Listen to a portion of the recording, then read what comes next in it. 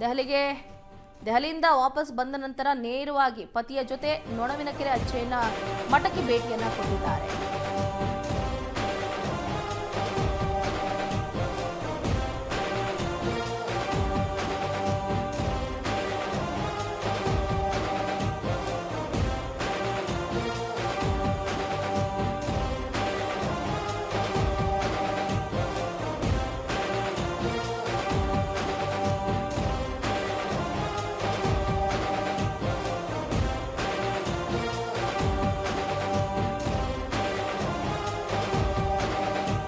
ದೇವೇಗೌಡರ ನಿವಾಸಕ್ಕೂ ಕೂಡ ತೆರಳಿದ್ದಾರೆ ಡಿಕೆಶಿ.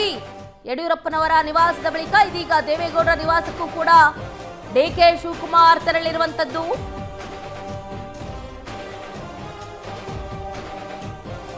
ಮಾಜಿ ಪ್ರಧಾನಿ ಎಚ್ ಡಿ ದೇವೇಗೌಡರ ನಿವಾಸಕ್ಕೆ ಡಿಕೆಶಿ ತೆರಳಿದ್ದಾರೆ.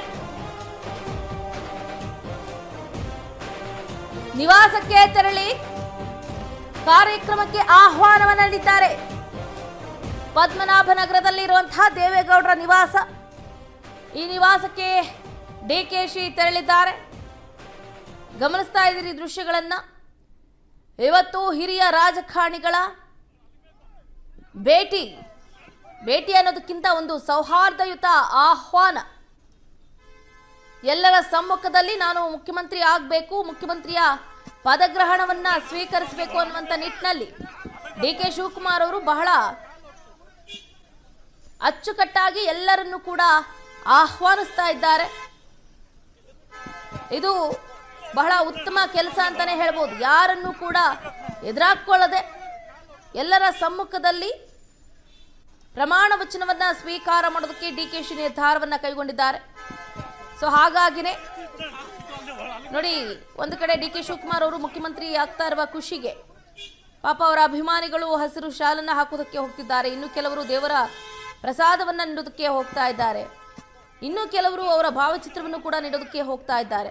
ಬಟ್ ಡಿಕೆ ಶಿವಕುಮಾರ್ ಅವರು ಅವ್ರದ್ದೇ ಆದಂಥ ಬ್ಯುಸಿಯಲ್ಲಿದ್ದಾರೆ. ಕಾರ್ ನಿಲ್ಲಿಸದೆ ಹಾಗೆ ಹೋಗ್ಬಿಟ್ರು. ಸೊ ಇವತ್ತು ಬೇರೆ ಪ್ರಮಾಣ ವಚನ ಸ್ವೀಕಾರ ಕಾರ್ಯಕ್ರಮ ಇರೋದ್ರಿಂದ ಯಾರಿಗೂ ಅಷ್ಟಾಗಿ ಟೈಮ್ ಕೊಡೋದಕ್ಕಾಗ್ತಾ ಇಲ್ಲ. ಆದರೂ ಕೂಡ ಅವ್ರದ್ದೆಂಥ ಬ್ಯುಸಿ ಸ್ಕೆಡ್ಯೂಲ್ ಇದ್ರೂ ಕೂಡ ಮತ್ತೆ ರಾಜ್ಯದ ನಾನಾ ಭಾಗಗಳಿಗೆ ಪಟ್ಟಾಭಿಷೇಕ ಆದ ನಂತರ ಬರ್ತೀನಿ, ಎಲ್ಲರನ್ನು ಭೇಟಿ ಆಗ್ತೀನಿ ಅನ್ನುವಂಥ ಮಾತನ್ನು ಕೂಡ ಡಿಕೆ ಶಿವಕುಮಾರ್ ಅವರು ಹೇಳಿರುವಂಥದ್ದು. ಈಗಾಗಲೇ ಹೇಳಿದಾಗೆ ರಾಜಕಾರಣ ಹೇಗೆ ಅಂತಂದರೆ, ಕ್ಯಾಮ್ರಾಗಳ ಮುಂದೆ ಕಚ್ಚಾಡ್ತಾರೆ, ಕ್ಯಾಮ್ರಾ ಆಫ್ ಆದಮೇಲೆ ನೋಡಿ ಅವರ ಮನೆಗಳಿಗೆ ಹೋಗಿ ಊಟ ಮಾಡ್ತಾರೆ. ಇವತ್ತು ಡಿಕೆ ಶಿವಕುಮಾರ್ ಅವರು ಕೂಡ ಬಿಜೆಪಿ ಹಾಗೆ ಜೆಡಿಎಸ್ ನಾಯಕರ ನಿವಾಸಕ್ಕೆ ತೆರಳಿ ಆಹ್ವಾನವನ್ನು ನೀಡ್ತಾ ಇದ್ದಾರೆ. ಮಾಜಿ ಸಿಎಂ ಸಿದ್ದರಾಮಯ್ಯ, ಇತ್ತ ಮಾಜಿ ಸಿಎಂ BS ಯಡಿಯೂರಪ್ಪ ಹಾಗೆ ಮಾಜಿ ಪ್ರಧಾನಿ ಎಚ್ ಡಿ ದೇವೇಗೌಡರ ನಿವಾಸಕ್ಕೆ, ಅಂದರೆ ಪದ್ಮನಾಭನಗರದಲ್ಲಿ ಇರುವಂತಹ ನಿವಾಸಕ್ಕೆ, ಇಲ್ಲೇ ಉತ್ರಳ್ಳಿ ಭಾಗದಲ್ಲಿ ಇರುವಂತಹ ಪದ್ಮನಾಭನಗರ ನಿವಾಸಕ್ಕೆ ತೆರಳಿದ್ದಾರೆ. ಮಾಜಿ ಪ್ರಧಾನಿ ದೇವೇಗೌಡರ ಆಶೀರ್ವಾದವನ್ನ ಪಡೆಯೋದರ ಮುಖಾಂತರ ಕಾರ್ಯಕ್ರಮಕ್ಕೆ ಆತ್ಮೀಯವಾಗಿ ಆಹ್ವಾನಿಸಿದ್ದಾರೆ.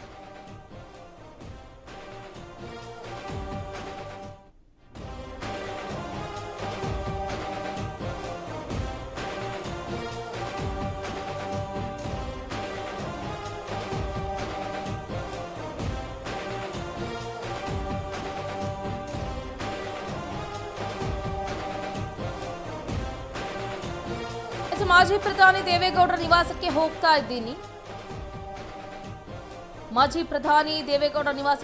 ಇದ್ದೀನಿ. ದೇವೇಗೌಡರಿಗೆ ಅಧಿಕೃತವಾಗಿ ಆಹ್ವಾನವನ್ನು ನೀಡೋದಕ್ಕೆ ನಾನು ತೆರಳ್ತಾ ಇದ್ದೀನಿ. ನಿಯೋಜಿತ ಸಿಎಂ ಡಿಕೆ ಶಿವಕುಮಾರ್ ಹೇಳಿಕೆಯನ್ನ ಕೊಟ್ಟಿದ್ದಾರೆ. ನನ್ನ ಜೊತೆ 13 ಸಚಿವರು ಪ್ರಮಾಣ ವಚನವನ್ನ ಸ್ವೀಕಾರ ಮಾಡಲಿದ್ದಾರೆ. 11 13 ಜನ ಸಚಿವರು ಪ್ರಮಾಣ ವಚನವನ್ನ ಸ್ವೀಕಾರ ಮಾಡಲಿದ್ದಾರೆ. ಯಡಿಯೂರಪ್ಪ ನಿವಾಸದ ಬಳಿಕ ಡಿಕೆ ಶಿವಕುಮಾರ್ ಅವರು ಹೀಗಂತ ಹೇಳಿಕೆಯನ್ನ ಕೊಟ್ಟಿದ್ದಾರೆ. ಸ್ವತಃ ಡಿಕೆ ಶಿವಕುಮಾರ್ ಅವರೇ ಹೇಳಿಕೆಯನ್ನ ಕೊಟ್ಟಿರುವಂತದ್ದು. ನಿಯೋಜಿತ ಮುಖ್ಯಮಂತ್ರಿಗಳಾಗಿರುವಂತಹ ಡಿಕೆ ಮಾತಾಡಿದ್ದಾರೆ. ನನ್ನ ಜೊತೆ 13 ಸಚಿವರು ಪ್ರಮಾಣ ವಚನವನ್ನ ಸ್ವೀಕಾರ ಮಾಡ್ತಾರೆ, ಅದರಲ್ಲಿ ಯಾವುದೇ ರೀತಿಯಾದಂತಹ ಅನುಮಾನ ಇಲ್ಲ. ಯಾರು ಅಂತ ಗೊತ್ತಾಗುತ್ತೆ, ಅಲ್ಲಿವರೆಗೂ ಕಾದ್ ನೋಡಿ ಅಂತ ಕನಕಪುರದ ಬಂಡೆ ಹೇಳಿಕೆಯನ್ನ ಕೊಟ್ಟಿದ್ದಾರೆ. ಯಡಿಯೂರಪ್ಪನವರ ನಿವಾಸದಿಂದ ತೆರಳುವಂತಹ ಸಂದರ್ಭದಲ್ಲಿ ಈ ಹೇಳಿಕೆಯನ್ನು ಕೊಟ್ಟಿರುವಂಥದ್ದು. ಮಾಜಿ ಪ್ರಧಾನಿ ದೇವೇಗೌಡರಿಗೆ, ಮಾಜಿ ಮುಖ್ಯಮಂತ್ರಿಗಳಾಗಿರುವಂಥ ಯಡಿಯೂರಪ್ಪನವರಿಗೆ, ಹಾಗೆ ಮಾಜಿ ಸಿಎಂ ಸಿದ್ದರಾಮಯ್ಯನವ್ರಿಗೂ ಕೂಡ ಈಗಾಗಲೇ ಆಹ್ವಾನವನ್ನು ಕೊಟ್ಟಿದ್ದೀರಿ. ನನಗೆ ಬಹಳಷ್ಟು ಖುಷಿಯನ್ನು ತಂದೊಡ್ಡಿದೆ. ಎಲ್ಲರೂ ಕೂಡ ಲೆಜೆಂಡರಿ ರಾಜಕಾರಣಿಗಳೇ. ಅವರ ಮುಂದೆ ನಾನು ಪಟ್ಟಾಭಿಷೇಕಕ್ಕೆ ಏರಬೇಕು ಅನ್ನೋದು ನನ್ನ ಬಹುವರ್ಷಗಳ ಕನಸಾಗಿತ್ತು. ಆ ಕನಸು ಇವತ್ತು ನನಸಾಗ್ತಾ ಇದೆ. ಆ ಖುಷಿಗೆ ಪಾರವೇ ಇಲ್ಲವೆಂಬಂತಾಗಿದೆ. ಹಾಗಾಗಿ ಇದರಲ್ಲಿ ಯಾವುದೇ ರೀತಿಯಾದಂಥ ದುರುದ್ದೇಶ ಇಲ್ಲ. ಎಲ್ಲರ ಆಶೀರ್ವಾದದ ಮುಖಾಂತರ ನಾನು ಈ ರಾಜ್ಯದ ನೂತನ ಮುಖ್ಯಮಂತ್ರಿಯಾಗಿ ಅಧಿಕಾರವನ್ನು ಸ್ವೀಕಾರ ಮಾಡಬೇಕು ಅನ್ನುವಂಥ ಆಸೆ ಇರೋದ್ರಿಂದ ಎಲ್ಲರಿಗೂ ಆಹ್ವಾನವನ್ನು ನೀಡ್ತಾ ಇದ್ದೀನಿ ಅಂತ ಡಿ ಕೆ ಶಿವಕುಮಾರ್ ಅವರು ಒಂದು ಕಡೆ ಹೇಳಿದ್ದಾರೆ. ಈಗಾಗಲೇ ರಾಜ್ಯ ರಾಜಕಾರಣದಲ್ಲಿ ಸಂಚಲನ ಸೃಷ್ಟಿ ಮಾಡ್ತಾ ಇರುವಂತಹ ಅಪ್ಡೇಟ್ ಅಂತಲೇ ಹೇಳ್ಬೋದು. ಡಿ ಕೆ ಶಿವಕುಮಾರ್ ಕಂಡು ಕೇಳರಿಯದ ಕನಸನ್ನು ಕೊನೆಗೂ ನನಸು ಮಾಡಿಕೊಂಡೇ ಬಿಟ್ಟಿದ್ದಾರೆ. 3 ವರ್ಷಗಳಿಂದ, ಅಂದರೆ ನೋಡಿ, ಕಾಂಗ್ರೆಸ್ ಪಕ್ಷ ಅಧಿಕಾರಕ್ಕೆ ಬಂದು 3 ವರ್ಷ ಆಯಿತು. ಒಟ್ಟು ಹೈಕಮಾಂಡ್ನ ನಾಯಕರು DCM ಡಿ ಕೆ ಶಿವಕುಮಾರ್ ಅವರಿಗೆ 2.5 ವರ್ಷಗಳ ಕಾಲ ಅಧಿಕಾರಾವಧಿ ಕೊಡ್ತೀವಿ, CM ಸಿದ್ದರಾಮಯ್ಯನವರು 2.5 ವರ್ಷಗಳ ಕಾಲ ಅಧಿಕಾರವನ್ನು ನಡೆಸಲಿ, ನೀವು ಅಲ್ಲಿವರೆಗೂ KPCC ಅಧ್ಯಕ್ಷ ಸ್ಥಾನ, ಬೆಂಗಳೂರು ಉಸ್ತುವಾರಿ ಹಾಗೆ ಉಪಮುಖ್ಯಮಂತ್ರಿ ಸ್ಥಾನವನ್ನು ನಡೆಸ್ಕೊಂಡು ಹೋಗಿ ಅಂತ ಹೈಕಮಾಂಡ್ನ ನಾಯಕರು ಹೇಳಿದರು. ಅದೇ ಮಾತಿನಂತೆ ಇದೀಗ ಹೈಕಮಾಂಡ್ನ ನಾಯಕರು DKಗೆ ಮುಖ್ಯಮಂತ್ರಿ ಸ್ಥಾನವನ್ನು ಕೊಟ್ಟಿದ್ದಾರೆ. ಇಬ್ಬರು ಹಿರಿಯ ಆಸ್ತಿಗಳು ದೇವೇಗೌಡರು ಮತ್ತು ಆಮೇಲೆ ಬೇರೆಯವ್ರನ್ನ ಭೇಟಿ ಮಾಡ್ತೀನಿ. ನಮ್ಮ ರಾಜ್ಯಕ್ಕೆ ಇಬ್ಬರು ಹಿರಿಯ ಆಸ್ತಿಗಳು ದೇವೇಗೌಡರು ಮತ್ತು ಆಮೇಲೆ ಬೇರೆಯವ್ರನ್ನ ಭೇಟಿ ಮಾಡ್ತೀನಿ. ನಮ್ಮ ರಾಜ್ಯಕ್ಕೆ ಇಬ್ಬರು ಹಿರಿಯ ಆಸ್ತಿಗಳು ದೇವೇಗೌಡರು ಮತ್ತು ಆಮೇಲೆ ಬೇರೆಯವ್ರನ್ನ ಭೇಟಿ ಮಾಡ್ತೀನಿ. ನಮ್ಮ ರಾಜ್ಯಕ್ಕೆ ಇಬ್ಬರು ಹಿರಿಯ ಆಸ್ತಿಗಳು ದೇವೇಗೌಡರು ಮತ್ತು ಆಮೇಲೆ ಬೇರೆಯವ್ರನ್ನ ಭೇಟಿ ಮಾಡ್ತೀನಿ. ನಮ್ಮ ರಾಜ್ಯಕ್ಕೆ ಇಬ್ಬರು ಹಿರಿಯ ಆಸ್ತಿಗಳು ದೇವೇಗೌಡರು ಮತ್ತು ಆಮೇಲೆ ಬೇರೆಯವ್ರನ್ನ ಭೇಟಿ ಮಾಡ್ತೀನಿ. ನಮ್ಮ ರಾಜ್ಯಕ್ಕೆ ಇಬ್ಬರು ಹಿರಿಯ ಆಸ್ತಿಗಳು ದೇವೇಗೌಡರು ಮತ್ತು ಆಮೇಲೆ ಬೇರೆಯವ್ರನ್ನ ಭೇಟಿ ಮಾಡ್ತೀನಿ. ನಮ್ಮ ರಾಜ್ಯಕ್ಕೆ ಇಬ್ಬರು ಹಿರಿಯ ಆಸ್ತಿಗಳು. ಗಮನಿಸ್ತಾ ಇದ್ದೀನಿ, ನನ್ನ ಜೊತೆ ನಾನು ಸೇರಿದಂತೆ 13 ಜನ ಪ್ರಮಾಣ ವಚನವನ್ನು ಸ್ವೀಕಾರ ಮಾಡಲಿದ್ದಾರೆ. ಯಡಿಯೂರಪ್ಪ ನಿವಾಸದ ಬಳಿಕ ಡಿ ಕೆ ಶಿವಕುಮಾರ್ ಅವರು ಈ ಹೇಳಿಕೆಯನ್ನು ಕೊಟ್ಟಿದ್ದಾರೆ. ನೋಡಿ, ಒಂದು ಕಡೆ ಏನು ಮಾಜಿ ಪ್ರಧಾನಿ ದೇವೇಗೌಡರಿಗೆ ಆಹ್ವಾನವನ್ನು ನೀಡಿರೋದು ಬಹಳ ಖುಷಿಯನ್ನು ತಂದೊಡ್ಡಿದೆ. ಅಂತಹ ಲೆಜೆಂಡರಿ ನಾಯಕ ಮಾಜಿ ಪ್ರಧಾನಿ ದೇವೇಗೌಡರು ರೈತರ ಪಾಲಿಗೆ, ರೈತರ ಕಷ್ಟಗಳಿಗೆ ಸದಾ ಮಿಡಿಯುವ ಒಬ್ಬ ನಿಷ್ಕಲ್ಮಶ ಮನಸ್ಸಿನ ರಾಜಕಾರಣಿ ಅಂದರೆ ಅದು ಮಾಜಿ ಪ್ರಧಾನಿ ದೇವೇಗೌಡರು. ಅವರು ನಮ್ಮ ಕಾರ್ಯಕ್ರಮಕ್ಕೆ ಬರಬೇಕು ಅನ್ನೋದೇ ನನ್ನ ಆಸೆ. ಅವರ ಸಮ್ಮುಖದಲ್ಲಿ ನಾನು ಮುಖ್ಯಮಂತ್ರಿ ಸ್ಥಾನವನ್ನು ಏರೋದು ಬಹಳ ಸಂತಸವನ್ನು ತಂದೊಡ್ಡುತ್ತೆ. ಹಾಗಾಗಿನೇ ಪ್ರತಿಯೊಬ್ಬರ ನಿವಾಸಕ್ಕೆ ತೆರಳಿ ಖುದ್ದು ನಾನೇ ಆಹ್ವಾನವನ್ನು ನೀಡ್ತಾ ಇದ್ದೀನಿ. ಇದು ನನಗೆ ಬಹಳ ಸಂತಸವನ್ನು ತಂದಿದೆ ಅಂತ ಡಿ ಕೆ ಶಿವಕುಮಾರ್ ಅವರು ಕೂಡ ಹೇಳಿದ್ದಾರೆ. ಎಲ್ಲರಿಗೂ ಕೂಡ ಒಂದು ಮರುಕ ಇದೆ. ಡಿ ಕೆ ಶಿವಕುಮಾರ್ ಅವರು ಪಾಪ ಒಮ್ಮೆಯಾದರೂ ಮುಖ್ಯಮಂತ್ರಿ ಆಗಲಿ, ಪಕ್ಷಕ್ಕಾಗಿ ದುಡಿದಿದ್ದಾರೆ. 2023 ವಿಧಾನಸಭಾ ಚುನಾವಣೆಯಲ್ಲಿ 136 ಸೀಟನ್ನು ಗೆಲ್ಲಿಸ್ಕೊಂಡು ಬರೋದ್ರ ಮುಖಾಂತರ ಹಿಸ್ಟರಿಯನ್ನು ಕ್ರಿಯೇಟ್ ಮಾಡಿದ್ದಾರೆ. ಡಿ ಕೆ ಶಿವಕುಮಾರ್ ಅವರನ್ನ ಹೊರತುಪಡಿಸಿದ್ರೆ ಬೇರೊಬ್ಬ ನಾಯಕ ಇಷ್ಟರ ಮಟ್ಟಿಗೆ ಎಫರ್ಟನ್ನು ಹಾಕೋದಕ್ಕೆ ಸಾಧ್ಯನೇ ಇಲ್ಲ ಅನ್ನೋದು ಕಾಂಗ್ರೆಸ್ನ ಹೈಕಮಾಂಡ್ನ ನಾಯಕರಿಗೂ ಕೂಡ ಗೊತ್ತಾಗಿದೆ. ಹಾಗಾಗಿನೇ ಡಿ ಕೆ ಶಿವಕುಮಾರ್ ಅವರನ್ನು ಕರೆದು ಇವತ್ತು ಅವರಿಗೆ ಸಂದಬೇಕಾದಂತಹ ಗೌರವವನ್ನು ನೀಡೋದ್ರ ಮುಖಾಂತರ ನೀವು ಇನ್ನು 2 ವರ್ಷಗಳ ಕಾಲ ರಾಜ್ಯದ ಮುಖ್ಯಮಂತ್ರಿಯಾಗಿ ಅಧಿಕಾರವನ್ನು ಆಳ್ತೀರಾ, ಕಂಗ್ರ್ಯಾಚುಲೇಷನ್ಸ್ ಅಂತ ದೆಹಲಿಯ ದಂಡ ನಾಯಕರಲ್ಲಿ ಒಬ್ಬರಾಗಿರುವಂತಹ ರಾಹುಲ್ ಗಾಂಧಿ, ಹಾಗೆ AICC ಅಧ್ಯಕ್ಷ ಮಲ್ಲಿಕಾರ್ಜುನ್ ಖರ್ಗೆ, ರಣದೀಪ್ ಸಿಂಗ್ ಸುರ್ಜೇವಾಲಾ ಸೇರಿದಂತೆ ಕೆಸಿ ವೇಣುಗೋಪಾಲ್ ಅವರು ಕೂಡ ಆಲ್ ದಿ ವೆರಿ ಬೆಸ್ಟ್ ಅನ್ನ ಹೇಳಿದ್ರು.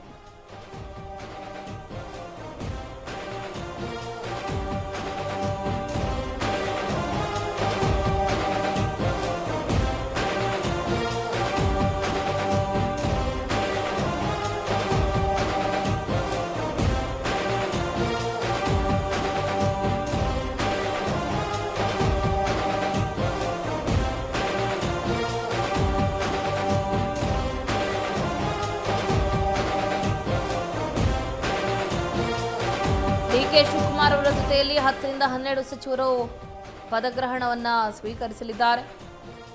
ಡಿಕೆಶಿ ಪದಗ್ರಹಣ ಕಾರ್ಯಕ್ರಮದಲ್ಲಿ ರಾಹುಲ್ ಗಾಂಧಿ ಅವರು ಕೂಡ ಭಾಗಿಯಾಗಲಿದ್ದಾರೆ.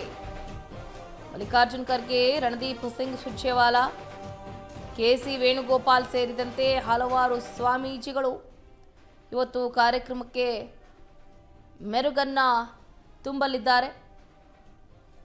ಡಿಕೆ ಶಿವಕುಮಾರ್ ಅವರ ನಿವಾಸದ ಮುಂದೆ ಅವರ ಅಭಿಮಾನಿಗಳ ಹರ್ಷೋದ್ಗಾರ ಹೆಚ್ಚಾಗಿದೆ. ಡಿಕೆ ಶಿವಕುಮಾರ್ ನೋಡಿ ಗಮನಿಸ್ತಾ ಇದ್ದೀರಿ, ಒಂದು ಕಡೆ ಡಿಕೆ ಶಿವಕುಮಾರ್ ಅವರು ಮೇಲಿನಿಂದ ಅವರ ಅಭಿಮಾನಿಗಳಿಗೆ ಕೈ ಬೀಸ್ತಿದ್ದಾರೆ. ಎಲ್ರಿಗೂ ಕೂಡ ಕೈಯನ್ನು ಮುಗಿಯೋದ್ರ ಮುಖಾಂತರ ಧನ್ಯವಾದಗಳನ್ನು ಕೂಡ ತಿಳಿಸ್ತಾ ಇದ್ದಾರೆ. ನಾಡಿನ ಜನತೆಗೆ ನಾನು ಯಾವತ್ತೂ ಕೂಡ ಚಿರಋಣಿ ಆಗಿರ್ತೀನಿ. ನನಗೆ ಇಂತಹ ಸದಾವಕಾಶವನ್ನು ತಂದುಕೊಟ್ಟಂತಹ ಹೈಕಮಾಂಡ್ ನಾಯಕರಿಗೂ ಕೂಡ ನಾನು ಧನ್ಯವಾದವನ್ನು ತಿಳಿಸ್ತೀನಿ ಅಂತ ಡಿ ಕೆ ಶಿವಕುಮಾರ್ ಅವರು ಈಗಾಗಲೇ ಒಂದು ಕಡೆ ಹೇಳಿಕೊಂಡಿದ್ದಾರೆ. ಡಿ ಕೆ ಶಿವಕುಮಾರ್ ಅವರು ಮುಖ್ಯಮಂತ್ರಿ ಆಗ್ತಾರೆ ಅಂದ ತಕ್ಷಣ ಅವರ ಕುಟುಂಬಸ್ಥರು ನಿಜಕ್ಕೂ ಕೂಡ ಬಹಳ ಸಂತಸವನ್ನು ವ್ಯಕ್ತಪಡಿಸಿದ್ರು. ಡಿ ಕೆ ಶಿವಕುಮಾರ್ ಅವರ ಪುತ್ರಿ ಐಶ್ವರ್ಯ ಹೆಗ್ಡೆ ಅವರು ಕೂಡ ಬಹಳ ತಂದೆ ಅಂದರೆ ಬಹಳ ಪ್ರೀತಿ, ತಂದೆ ಅಂದರೆ ಒಂದು ಸ್ಫೂರ್ತಿ, ತಂದೆ ಅಂದರೆ ಇನ್ಸ್ಪಿರೇಷನ್. ಸೊ ತಂದೆಯನ್ನು ಗಮನದಲ್ಲಿಟ್ಕೊಂಡು ಮೊನ್ನೆಯಷ್ಟೇ ಅವರ ಹುಟ್ಟುಹಬ್ಬಕ್ಕೆ ಒಂದು ವಿಡಿಯೋ ಕೂಡ ರಿಲೀಸ್ ಮಾಡ್ತಾರೆ. ಅಷ್ಟೇ ಅಲ್ಲದೆ ಡಿ ಕೆ ಶಿವಕುಮಾರ್ ಅವರು ಮುಖ್ಯಮಂತ್ರಿ ಆಗ್ತಾರೆ ಅಂದ ತಕ್ಷಣ ಮತ್ತೊಂದು ವಿಡಿಯೋ ಕೂಡ ರಿಲೀಸ್ ಮಾಡ್ತಾರೆ. ಬಂಡೆ ಇವತ್ತು ಶಿಲ್ಪಿ ಆಗ್ತಾ ಇದೆ. ಕನಕಪುರದ ಬಂಡೆಯ ಈ ಯಶೋಗಾಥೆ ನಿಜಕ್ಕೂ ಕೂಡ ಹೇಳುತ್ತಿರೋದು. ಅವರು ಪಟ್ಟಂತಹ ಪರಿಶ್ರಮ ನಮಗಷ್ಟೇ ಗೊತ್ತಿದೆ. ಆದರೆ ಇವತ್ತು ಅವರ ಪಟ್ಟ ಪರಿಶ್ರಮಕ್ಕೆ ಫಲ ಸಿಕ್ಕಿದೆ. ದಟ್ ಈಸ್ ಕಾಲ್ಡ್ ಕನಕಪುರದ ಬಂಡೆ ಅಂತ ಹೆಮ್ಮೆಯಿಂದ ಐಶ್ವರ್ಯ ಹೆಗ್ಡೆ ಅವರು ಕೂಡ ಪೋಸ್ಟನ್ನು ಮಾಡಿದರು. ಎನಿಹಾವ್ ಇದೀಗ ಡಿ ಕೆ ಶಿವಕುಮಾರ್ ಅವರು ಉಪಮುಖ್ಯಮಂತ್ರಿ ಸ್ಥಾನದಿಂದ ಮುಖ್ಯಮಂತ್ರಿ ಸ್ಥಾನಕ್ಕೆ ಎಲ್ಲರ ಸಮ್ಮುಖದಲ್ಲೇ ಪಟ್ಟಾಭಿಷೇಕಕ್ಕೆ ಏರೋದಕ್ಕೆ ಇನ್ನೇನು ಕೆಲವು ಗಂಟೆಗಳು ಮಾತ್ರ ಬಾಕಿ ಇದೆ. 4 ಗಂಟೆ 5 ನಿಮಿಷಕ್ಕೆ ಶುಭ ಲಗ್ನದಲ್ಲೇ ಡಿ ಕೆ ಶಿವಕುಮಾರ್ ಅವರು ಪ್ರಮಾಣ ವಚನವನ್ನು ಸ್ವೀಕಾರ ಮಾಡಲಿದ್ದಾರೆ. ಡಿ ಕೆ ಶಿವಕುಮಾರ್ ಅವರ ಈ ಕನಸಿನ ಗೂಡು ಒಂದು ನನಸಾಗ್ತಾ ಇರುವಂತಹ ಶುಭ ಸಂದರ್ಭ. ಅವರ ಧರ್ಮಪತ್ನಿ ಕೂಡ ಡಿ ಕೆ ಶಿವಕುಮಾರ್ ಅವರಿಗೆ ಸದಾ ಸಾಥನ್ನು ನೀಡ್ತಾ ಇದ್ರು. ಡಿ ಕೆ ಶಿವಕುಮಾರ್ ಅವರ ಯಾವುದೇ ಒಂದು ಹೆಜ್ಜೆ ಆದರೂ ಕೂಡ ಅವರು ಜೊತೆಯಲ್ಲಿ ಹಾಕುವಂತಹ ಧರ್ಮಪತ್ನಿ ಜೊತೆಯಲ್ಲಿ ಇರೋದು ಡಿ ಕೆ ಶಿವಕುಮಾರ್ ಅವರಿಗೆ ಒಂದು ಬಲವನ್ನು ತಂದೊಡ್ಡಿತ್ತು.